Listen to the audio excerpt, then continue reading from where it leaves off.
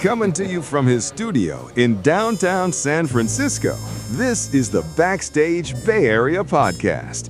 And now, here's your host, Steve Roby. Hey, welcome everyone. This is Backstage Bay Area. Thanks for joining us. I'm Steve Roby.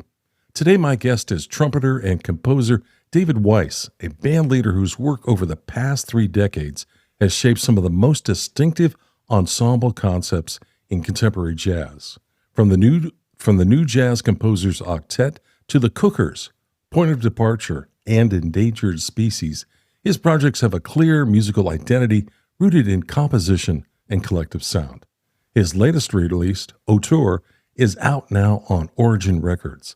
He'll be performing with his sextet at SF Jazz's Joe Henderson Lab in San Francisco on Sunday, May 17th, with 2 sets at 6 and 7:30 p.m. David joins me now. David, welcome to Backstage Bay Area. Thanks for having me. David, as I mentioned, your musical path spans a wide range: rock bands in Queens, experimental music, the creative music studio, and the New York Latin scene. When you look back at that path now, does it feel intentional, or did those experiences only reveal their value later? I wouldn't use the word intentional. I would organic, maybe. It's just how it happened. Yeah. I was exposed to stuff and I reacted to it and I used what worked for me. And the path, I just kept being exposed to more shit. Maybe I was, searching for other things. But whatever, it seemed like a very organic path. And it was mostly, at the start at least, just music as a music fan. I grew up in Queens, like you said, and I lived in an area where it was all hard rock. It was all Aerosmith, Black Sabbath, and all that stuff. But then I guess I met some other people, and that became more progressive rock, and then it became more European rock, and then it became more avant-garde rock, and then it became avant-garde music, jazz music, and then it became, what I do today. It was a path, and I absorbed a lot from all of it. Was there something in that music that pulled you forward toward jazz? The edginess, or? If it did, I didn't know it because I didn't get there yet, But, I'll go back and listen to stuff every once in a while. And, there were, probably some missteps, but, everything that I remember embracing along the way still reaches me in some way. I just think I think it was a long path, and I found the ideal thing that worked for me along the way, and I guess I'm just continuing that. But things are informed by it, and sometimes I'll go back to it. Point of Departure was kind of going back to the few. I think I skipped that. Somewhere between progressive rock and European rock was fusion. Mob East New Orchestra, and then Return to Forever, and all that stuff. And in Late Miles, and I think Point of Departure was like going back to that because I finally found a way, I guess in my mind, that I could do something with that kind of music, and it still spoke to me. Nice. That's all. Okay. Well, let's talk about your album, Auteur. Sure. The title suggests a strong personal vision, the idea that a band leader shapes the sound in a very direct way. When you apply that to a sextet, what does Auteur mean in practice? Since I titled it, I think I want to put a question mark after it. Okay. Is this what I'm, is this what I'm doing? Is this, I think the point all along the way is like I said, I have many, many different bands, or been involved in many different bands, from, like you said, my sextet is, I guess, my main band for composing. But we even, the New Jazz Composers Octet, Point of Departure, I think there's something hopefully identifiable that that makes it my record, my concept, my thing. And I guess what I think one record we even talked about it, I think it was the last octet record we made. There was a point on it, I was like, well, you know what? I wonder if I can make a record where I don't take one solo on the whole record and it's still identifiably me, and then I took a solo. I couldn't.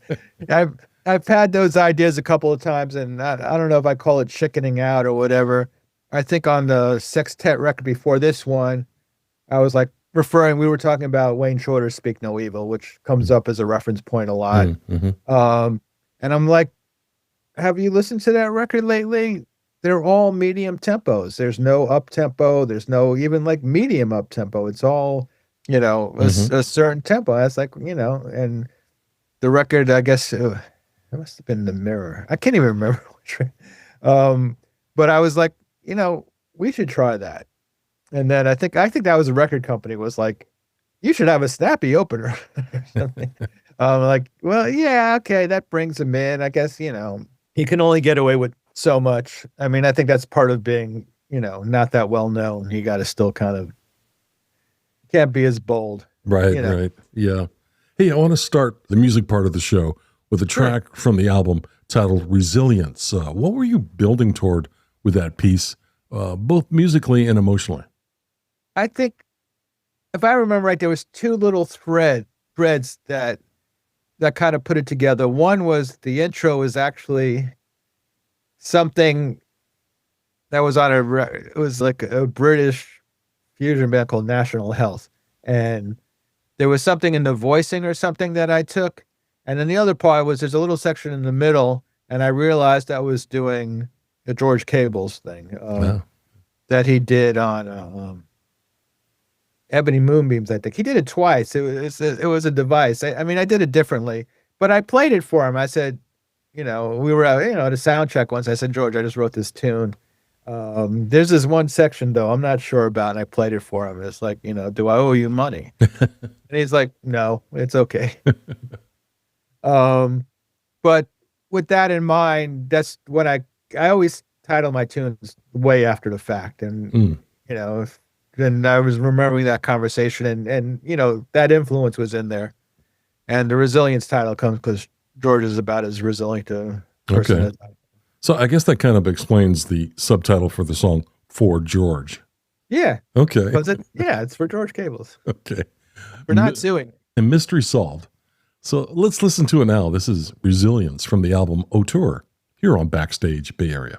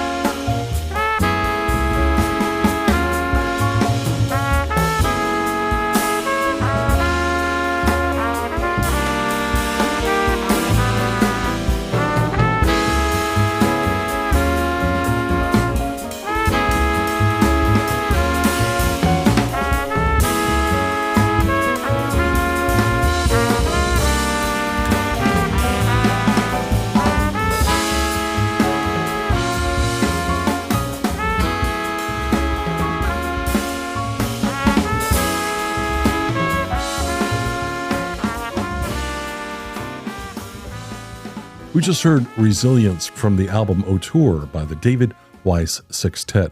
David is my guest today. David, I want to talk about the Cookers for a moment. Sure. That band is approaching its 20th year. And next year. Next year, okay. Well, yeah, we're getting close. And you mentioned that this may be its final chapter. Given where the band is now, what is this? Where did I say that? I said that in public? Really? Play the tape. What does this period represent for you? I'm going to go back to that resilience thing. I mean, it's interesting, guys. I mean, I guess when you think about it, Cecil McBee is about to turn 91. Billy Hart and Eddie Henderson are 85. George is 81, I think. 81. Yeah, 81. He'll be 82 this year. And Billy and Eddie will be 86. They're still, they're still playing. Man. Oh, I know. Eddie was just here about a month ago, yeah? Right. He came with a kind of blue thing. I remember that. Yeah. They're still playing. You see signs of things, but I just think, I don't even really know how to put it into words. I think what I've always said about them is, they just do it and do it and do it. And it's interesting to say that, sometimes with some of the most creative artists you ever worked with, that when it comes time to playing the music, it's basically the attitude is like time to make the donuts. Let's just do this thing. And they do what they do. Perhaps that's why they're not on the front page of every magazine, because they haven't thought of a way of articulating it in a way that would embrace the press or make them the flavor of the month or whatever, pushes that button to get them there. They've been involved with bands that did that. But they're just the purest musicians I know. Yeah, absolutely. And they've been on the road for a long time, and they've been doing this forever. And I wish there was a better narrative than that, though I think that narrative should be good enough. Like they just keep doing it and doing it and doing it at such a high level with such passion and conviction. And, that should be good enough. Yeah. And I think musically it's good enough. I think so. I sometimes, you hope for a little more. I mean, I don't want to say fame and fortune, but, we're musicians. What we're trying to do, and we try to play music, and sometimes there's other factors involved in the world we're living in, and the jazz world we're living in, that it doesn't really happen as much. And also, I hate to say it. I mean, I don't want this to be what's wrong with ageism is an interesting thing. This is the music, at least the music industry is based on like the newest, greatest thing, right. Finding the next thing, finding this, finding that. And sometimes maybe that doesn't need to be the search, Yeah. Maybe some people are just good, but that's been our credo all along. Hey, we're pretty good. Absolutely. And we just keep doing it. We can't, they keep bringing in tunes. They keep playing with the same conviction and energy. Yeah. And it's a joy, but the reality of the world is it's winding down a little bit. Yeah. I never thought it would be 20 years, but I mean, yeah. There's only so much gas in the tank anymore. They still, I still feel I got to eat my Wheaties and go to the gym to keep up with them. Because they grew up on 5 sets, at night, 6-month engagements. They grew up, I think it was Benny Golson who told everybody at some point, it was one of his shticks. We just played more than you. We're better than you because we played more than you. More practice. Yeah. Yeah. I mean, more practice and more application. I mean, again, he's like 6 nights a week, 5 sets a week, 6 months engagements. Yeah. 2 months on the road, a week in every town. They just played and played and played. They were also, great. Yeah, that's a marathon. But there's something to be said. I mean, one of the things I've tried to get, and I think this comes from my rock and roll days a little bit, is, have a band. Things happen when you have a band that plays together for a long time. Yeah. Hey, I know there have been some recent challenges, including the Kennedy Center cancellation. I don't know if I can still call it the Kennedy Center with all the stuff that's going on. How are you thinking about the band's place in that current moment? I mean, it's just another day. I mean, it was an interesting moment. I mean, I learned a lot about, let's say, the world we live in. Mm-hmm. The band, I mean, it's an interesting thing. And it's one of I don't want to say, I don't know how to say, there were many forces pushing us in different directions. Mm. And the paradox of it all was interesting to me. I mean, when we took the gig, it was still, for want of a better word, I guess, it was still SF jazz. Imagine if I mean, the Kennedy Center, you had Randall Klein, the Kennedy Center had Kevin Struthers. They had these people who put a lot into this thing to make their organizations work. Kevin Struthers was at the Kennedy Center for like 30 years. And he's the guy who called me to do the gig. Hmm. The Cookers played the Kennedy Center before, years ago. And the same guy calling me up. I mean, by this time the board of directors thing had already happened. Trump had, fired him. Yeah. So it was a little bit of a thing. But then here's this guy from this institution trying to maintain this institution, asking me if the Cookers can do this gig.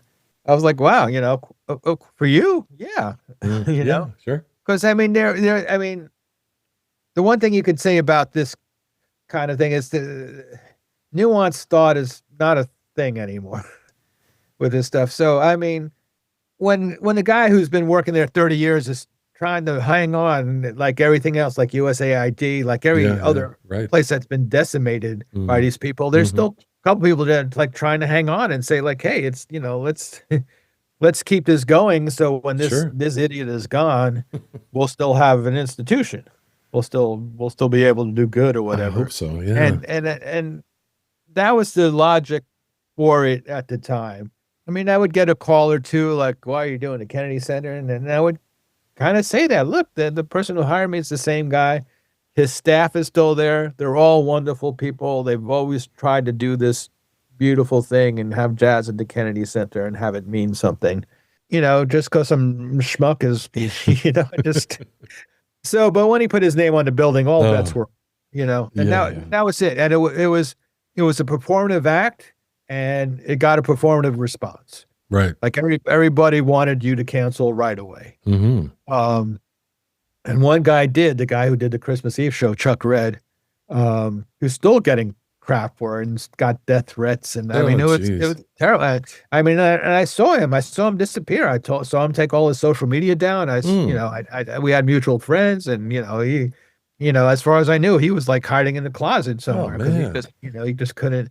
So we had that knowledge a little bit. It was a pretty fluid thing at the time.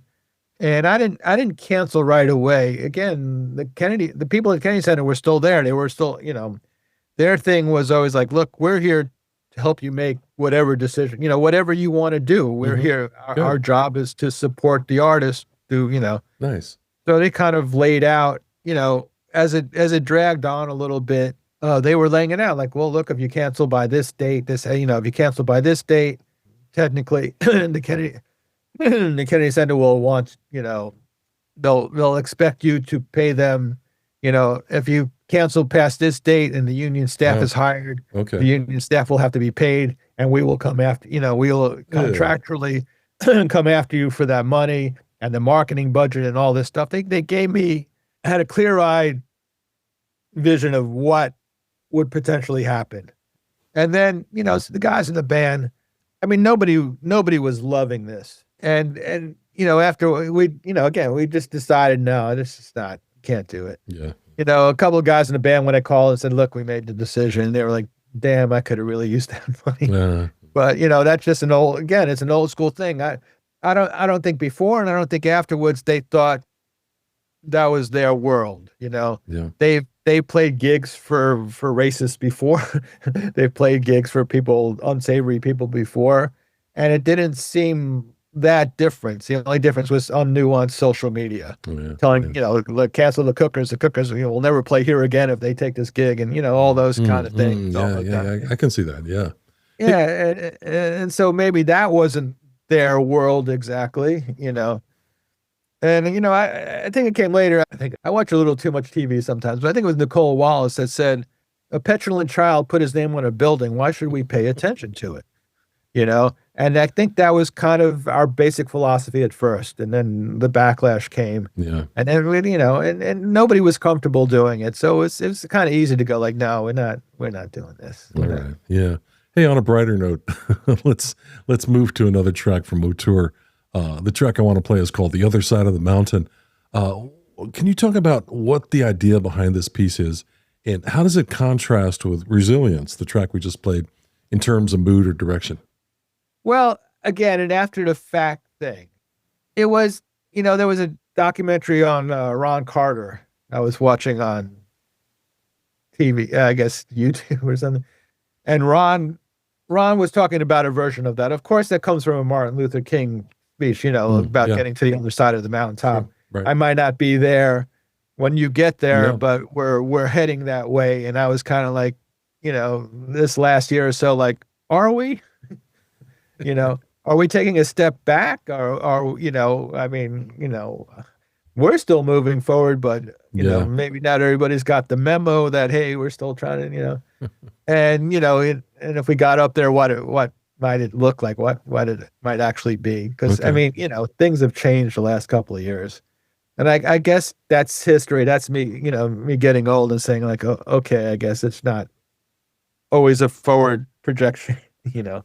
There are speed bumps. So the Ron Carter thing was based on that, I would assume, but he was also talking about just getting up every day and trying to make that journey. I think what's the other thing? It was like all making all the right notes or something like that. I mean, it was part of his language, and it was all kind of inspirational. Like, yeah, let's get at it. Let's Yeah. keep doing this. Let's Yeah. keep moving forward. Or uphill. Let's just Keep rolling. Yeah. keep rolling. Well, let's listen to the track now. This is the other side of the mountain from the album Auteur, and you're listening to Backstage Bay Area.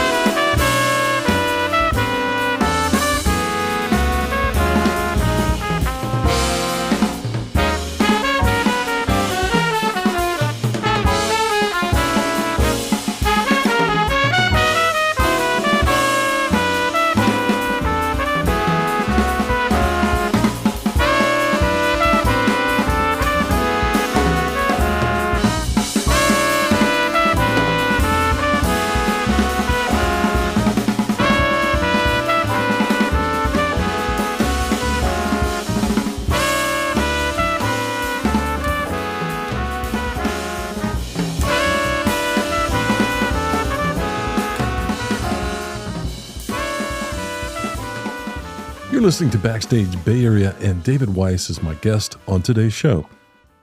David, let's pivot to your upcoming shows in San Francisco. You'll be at SF Jazz's Joe Henderson Lab on Sunday, May 17th, with 2 sets. As you know, the room is intimate, and 2 sets in one night creates a different kind of pacing. How does that structure shape what you want to do musically? I don't know. I don't know. I mean, I'll go back to the time to make the donuts. I'll call a tune and see what happens. But I will say, that aside, and it'll actually be, we're doing a 5-city tour, and that's the last date. Oh, so okay. By then, whatever it is, we will have figured it out. I still have to go look and see how long the sets are. Usually about 60 minutes or so. 60 minutes. I mean, these tunes sometimes take a while to unwind, to develop and get to where we're going. And that, it's the same thing. I try to do this before we record too. I mean, some bands like the Cookers, at times we get to work a lot and we get to work everything out. And obviously there are great musicians who could walk into any situation and do anything, but listening to all the music we've heard, all the greats and all I did, one thing you could see is, going back to the Bang Olufsen thing, they played a lot, they figured it out, they worked it out. And, in these times where it's not really like that, you try to find ways to like approximate it as much as possible. Right. So like before I'll do a record, I'll try to play around New York, even if it's a small club or whatever, anything, just to kind of work it out, come to all the conclusions, see how these tunes will be shaped. Sure. Yeah. And that, so, I mean, we've had some experience playing this music, we've done a few tours, we've done a few things. It's been a minute, but, but 5 days in a row, it's more like, wow, do I have the energy for that more than. Would you like to mention who's going to be joining you on stage? Oh, sure. So, Myron Walden's on there. He's been in the band for, it's been 20 years. I put this band together. At the time I had this group, the New Jazz Composer Set, which was kind of a composers collective, all these young composers, and I was trying to give them, some meat to work with and, and some inspiration. Mm-hmm. I think with some of the younger generations, I noticed that, they don't always do everything on their own. They need homework. They need somebody like, hey, you should write a tune. And they're like, really? I wasn't thinking about that. And I was like, well, here's a 8-piece band, 5 horns, go at it. And, the next week they come in with a great tune. And I was okay. The first thing that I loved about that band was the first month or two we did it, that these guys were bringing in music every week. That was like, wow. I'm glad I made you do that. I'm glad you had that in it. And, but then I was finding I was writing in a different way. And these kids were in the new school. And I heard about it, Marcus and EJ Strickland. So I put the sextet around them. And Marcus is in Miami now or something. He's not really around much, but EJ's still in New York and he's still doing the band. It's got to be, closer to 25 years now. So, if we do, some bands, I guess, work 100 dates a year, so I spread it out over 25 years instead, but we're getting there. Did we mention everybody that's on stage with you? Okay, so EJ's a founding member. He's there. Myron Walden, who's not on the first record, but he's on the second record and every record since. He's there. David Bryant's on the new record. He's a piano player. He replaced Xavier Davis, who's another one who went off to teach college in Michigan, I think. Let's see who. Eric Wheeler was the bass player on a new record. Our original bass player was Dwayne Burno, who unfortunately passed away after a previous record we made. I'm missing somebody.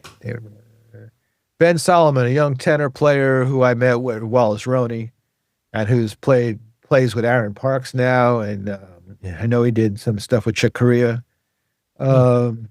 He's the baby, I guess, and he's the tenor sax player. All right. Well, I think I covered everybody now. Sounds good.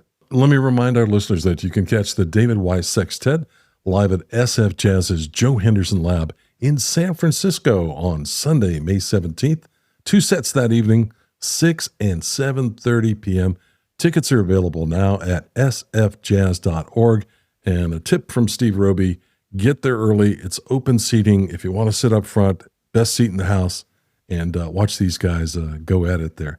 So get there early, line up, get those tickets now. And for more on David Weiss and the album Auteur, links will be included in the podcast show notes. David, before I let you go, what's next on your agenda for this year? After this, I put all my marbles into this. Afterwards, I know the Cookers are at the Blue Note right before I go to the West Coast. After this, there's more Cookers dates for the most part. Oh, okay. There's a few other things I'm working on, but they're still in the formula stages. Okay. Like I said, the Cookers 20th year next year. We'll try to go out with I don't know. Somebody else in the band would have a better joke than me than go out with a bang and not a, I don't know, diaper. There's stuff to look forward to then. Yeah, absolutely. All right. Absolutely. David, thanks so much for joining me today. I really enjoyed the conversation. Thanks a lot, Steve. All right. And thanks for listening to Backstage Bay Area. Stay tuned for these messages. Are you a jazz musician preparing for a run in San Francisco? The Backstage Bay Area podcast wants to help tell your story. We are currently filling our guest lineup with the artists keeping the jazz scene alive. If you have dates booked at a local club or concert hall, let's get you on the mic to discuss your latest work. Connect with us directly. Send an email to backstage.sfbay@gmail.com. Just let us know when you'll be playing in San Francisco. That's backstage.sfbay@gmail.com.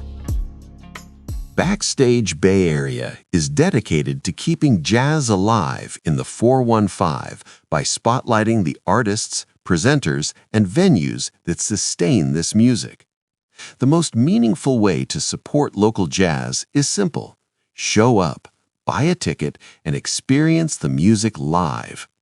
Visit BackstageBayArea.com and explore our upcoming concerts section, featuring both a weekly guide and a weekend guide to jazz shows across the region, plus the latest concert news.